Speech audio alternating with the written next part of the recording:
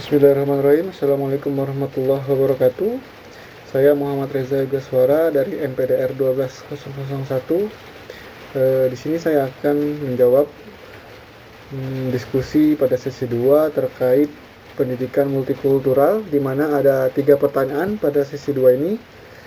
Yang pertama itu, berikan 5 hal penting yang dibahas oleh penulis dalam materi pengayaan sesi 2.1 dengan judul Pendidikan Pendekatan Multikultural untuk Membentuk Karakter dan Identitas Nasional di Era Revolusi Industri 4.0. Kedua, ada sampaikan pengalaman yang saya jalani baik di sekolah ataupun pada wilayah tempat saya bekerja mengenai kegiatan dan program pendidikan multikultural. Di sini menjelaskan langkah-langkah konkret yang akan saya ambil untuk menciptakan lingkungan yang bersifat multikultural dan mendukung perkembangan sosial serta akademis semua siswa.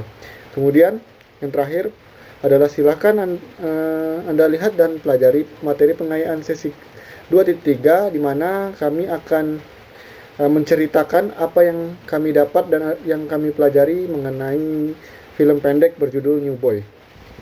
Baiklah, saya akan menjawab pertanyaan pertama mengenai 5 hal penting yang dibahas dalam artikel Pendidikan Pendekatan Multikultural untuk Membentuk Karakter dan Identitas Nasional di Era Revolusi Industri 4.0. Ada 5 hal penting yang dibahas dalam artikel tersebut. Yang pertama adalah dampak Revolusi Industri 4.0. Ini dapat membawa dampak yang positif dalam memudahkan berbagai aspek kehidupan melalui kemajuan teknologi, tetapi juga mengakibatkan erosi terhadap kearifan lokal dan nilai-nilai seperti toleransi yang akan berpotensi menimbulkan konflik sosial. Sebagaimana dijelaskan oleh Schwab pada tahun 2017 dalam bukunya The Fourth Industrial Revolution, yang mana perubahan ini memberikan dampak yang sangat luas, baik secara sosial maupun ekonomi. Rahmawati di tahun 2020 juga menyoroti dampak negatif revolusi ini terhadap sosial budaya, yang perlu diatasi dengan pendidikan yang tepat. Kemudian yang kedua adalah pendidikan multikultural ini sebagai solusi. Pendidikan multikultural sangat penting untuk mengatasi keberagaman budaya dan mendorong toleransi. Pendidikan ini dapat mengurangi diskriminasi dan membantu peserta didik memahami berbagai suku, agama, dan budaya sehingga menciptakan rasa saling menghargai. Hal ini juga ditekankan oleh Banks di tahun 2002 dalam An Introduction to Multicultural Education yang menekankan pentingnya pendidikan untuk menciptakan masyarakat yang lebih inklusif. Gursky pada tahun 2010 juga menyatakan bahwa pendidikan multikultural bertujuan untuk menghilangkan diskriminasi dan membantu mencapai prestasi akademik tanpa memandang latar belakang. Yang ketiga, pentingnya pembentukan karakter bangsa. Pendidikan harus menanamkan nilai-nilai yang mencerminkan identitas bangsa, seperti religiusitas, kedisiplinan, toleransi, kreativitas, dan semangat nasionalisme yang akan membentuk karakter bangsa yang kuat. Nana pada tahun 2018 dalam Pendidikan Multikultural dalam Membentuk Karakter Bangsa Indonesia mengemukakan bahwa karakter bangsa Indonesia dapat terbentuk melalui pendidikan multikultural yang menanamkan nilai-nilai tersebut pada peserta didik. Nah, kemudian yang keempat mengenai implementasi pendidikan multikultural di sekolah. Kurikulum pendidikan perlu mengintegrasikan nilai-nilai multikultural untuk menciptakan lingkungan inklusif di sekolah yang mencakup penghargaan terhadap keberagaman bangsa, sensitivitas gender, etnis, serta mengembangkan pemikiran kritis dan empati. Faridah Hanum di tahun 2009 dalam Pendidikan Multikultural sebagai sarana membentuk karakter bangsa menjelaskan bahwa pendidikan multikultural harus diterapkan sejak dini untuk memupuk toleransi dan empati. Arifin di 2012 juga mengungkapkan pentingnya pendekatan berbasis kearifan lokal dalam pendidikan untuk memperkuat karakter bangsa. Kemudian yang terakhir adalah pentingnya integrasi identitas nasional dalam pendidikan. Pendidikan multikultural harus berbasis pada kearifan lokal dan diterapkan dalam kehidupan sehari-hari untuk menjaga identitas nasional di tengah perkembangan teknologi yang pesat. Menurut Kailan di tahun 2007 dalam Identitas Nasional dalam Perspektif Pendidikan, identitas nasional Indonesia tercermin dalam kebinekaan yang menjadi ciri khas bangsa ini. Hal ini juga didukung oleh Sunarto di tahun 2004 dalam Multicultural Education in Indonesia and Southeast Asia yang menekankan pentingnya integrasi multikultural dalam pendidikan untuk menjaga keberagaman budaya sebagai bagian dari identitas nasional. Dengan pendekatan ini diharapkan karakter bangsa yang berbasis pada nilai-nilai lokal dan nasional dapat terbentuk dan relevansi pendidikan multikultural tetap terjaga seiring dengan perkembangan era revolusi industri 4.0. Kemudian saya akan menjawab pertanyaan yang kedua mengenai pengalaman kami di tempat bekerja.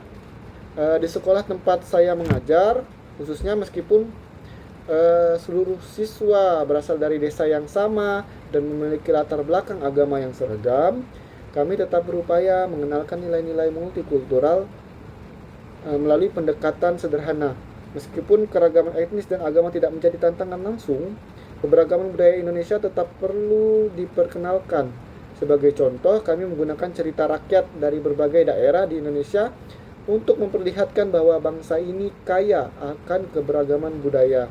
Seperti yang dijelaskan oleh Farida Hanum di 2009, pendidikan multikultural sejak dini membantu anak-anak untuk menerima dan memahami perbedaan budaya, serta mendorong empati, toleransi, dan saling menghargai. Adapun langkah konkret untuk menciptakan lingkungan multikultural, yang pertama, adanya penggunaan bahan ajar yang beragam, mengintegrasikan materi pelajaran dengan contoh dari berbagai budaya, suku, dan daerah di Indonesia dalam pelajaran bahasa Indonesia. Khususnya, siswa membaca teks yang berasal dari berbagai budaya Nusantara, seperti cerita rakyat dari Bali, Jawa, Sumatera, hingga Papua. Sebagaimana dijelaskan oleh Nana di tahun 2018, pengajaran multikultural melalui teks literasi membantu siswa untuk lebih memahami keberagaman yang ada di masyarakat. Yang kedua, proyek seni dan kolaboratif. Mengajak siswa membuat karya kelompok seperti menggambar rumah adat, kemudian pakaian daerah, atau menulis cerita sederhana tentang kehidupan di daerah lain. Ini adalah proyek kolaboratif semacam ini dapat memperkenalkan mereka pada simbol-simbol budaya yang berbeda. Menurut Gorski di tahun 2010, pengenalan terhadap keragaman budaya untuk melalui aktivitas kreatif seperti ini membantu menumbuhkan rasa hormat terhadap perbedaan dan mengurangi potensi diskriminasi. Kemudian yang ketiga, ada diskusi nilai toleransi dan empati. Mengadakan diskusi sederhana di kelas tentang pentingnya menghargai perbedaan, kemudian pendapat, dan juga sikap. Meskipun secara agama di sekolah saya ini seragam, kami sering membicarakan bagaimana cara menerima teman yang memiliki kebiasaan atau gaya belajar yang berbeda, bahkan dalam kelompok homogen sekalipun.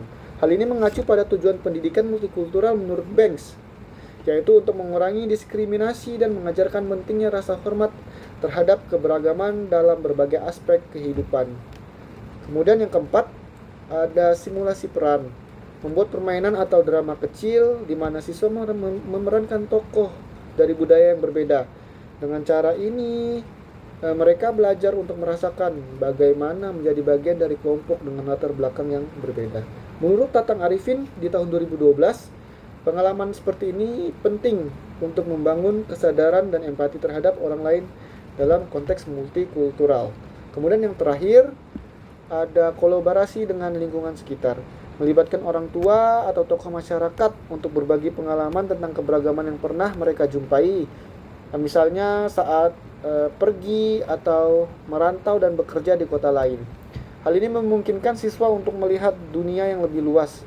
Sebagai contoh, dalam bukunya An Introduction to Multicultural Education, Banks di tahun 2002 menekankan pentingnya mengaitkan pendidikan multikultural dengan pengalaman langsung dan konteks sosial yang ada di sekitar siswa. Dengan langkah-langkah yang saya sebutkan, dapat menjadi ruang yang menumbuhkan empati, keterbukaan, dan rasa ingin tahu siswa terhadap keragaman. Sebagaimana dijelaskan oleh Kailan di tahun 2007, Karakter bangsa Indonesia yang berlandaskan pada Pancasila harus tercermin dalam kehidupan sehari-hari, dan hal ini bisa dicapai melalui pendidikan yang memperkenalkan keberagaman. Langkah ini mendukung perkembangan sosial yang lebih inklusif serta memperkuat kesiapan akademis mereka untuk menghadapi tantangan globalisasi dan perubahan sosial yang semakin pesat. Kemudian saya akan menjawab pertanyaan ketiga mengenai apa yang saya dapatkan setelah menonton film Good Boy. Pembelajaran utama yang pertama yaitu pentingnya empati dan keterbukaan terhadap perbedaan. Nah, film ini menyoroti bagaimana empati dapat menjadi lembaran untuk memahami dan menerima perbedaan. Meskipun Yosef berasal dari latar belakang yang berbeda, teman-temannya mulai menunjukkan sikap terbuka dan bersedia untuk mengenalnya lebih dekat. Hal ini mengingatkan kita bahwa sikap empati adalah kunci dalam membangun hubungan yang inklusif dan harmonis. Yang kedua, peran lingkungan yang dalam proses adaptasi. Lingkungan sekolah memainkan peran penting dalam proses adaptasi siswa. Sekolah yang mendukung dan inklusi khususnya dapat membantu siswa merasa diterima dan mengurangi perasaan keterasingan. Sebaliknya, lingkungan yang tidak mendukung dapat memperburuk perasaan siswa serta menciptakan perasaan terisolasi dan kesulitan dalam beradaptasi. Kemudian, pentingnya pendidikan dalam mengatasi stereotip. Film ini menunjukkan bagaimana stereotip dapat muncul dan dari kurangnya pemahaman dan informasi. Melalui pendidikan yang tepat, kita dapat mengurangi prasangka dan membentuk pandangan yang lebih adil, objektif terhadap individu dari latar belakang yang berbeda dari kita. Kemudian, kekuatan humor dalam membangun ikatan sosial. Di scene terakhir itu momen kebersamaan dibangun melalui humor, menunjukkan bahwa tawa bersama dapat menjadi alat yang efektif dalam membangun ikatan sosial dan mengurangi ketegangan antar individu dengan latar belakang yang berbeda. Kemudian yang terakhir, itu pentingnya dukungan sosial dalam proses adaptasi. Dukungan dari teman sebaya dan guru sangat penting dalam membantu siswa baru menyesuaikan diri dengan lingkungan sekolah. Sikap peduli dan perhatian dari lingkungan dapat mempercepat proses adaptasi dan membantu siswa untuk merasa diterima di lingkungan barunya. Mungkin itu saja yang dapat saya sampaikan pada diskusi sesi 2 ini. Mohon maaf bila ada salah. Kepada Allah marilah sama-sama kita mohon ampun. Wallahul muwaffiq ila aqwamit thoriq. Wassalamualaikum warahmatullahi wabarakatuh.